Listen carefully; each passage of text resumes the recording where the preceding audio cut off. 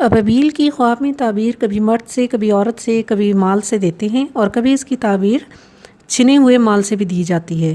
اگر کسی نے خواب میں ابابیل کو پکڑا تو اس کی تعبیر مال حرام ہے جو صاحب خواب کو ملے گا۔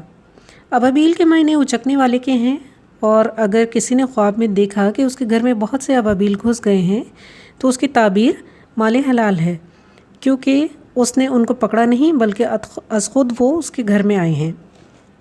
بعض نے یہ بھی کہا ہے کہ ابابیل سے مراد ایک محبت کرنے والا اور پرہیزگار شخص ہے۔ عیسائیوں کے نزدیک ابابیل کا گوشت خواب میں کھانا کسی بڑے جھگڑے میں ملوث ہونے کا اشارہ ہے۔ خواب میں ابابیل کی آواز سننا کسی نیک کام کی طرف تنبیہ ہے، کیونکہ اس کی آواز مثل تسبیح ہے۔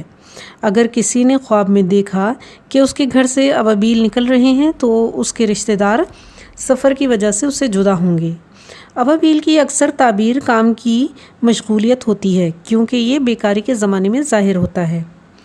جامع سبت نے لکھا ہے کہ ابابیل کو شکار کرنا اس بات کی دلیل ہے کہ صاحب خواب کے گھر میں چور داخل ہوگا۔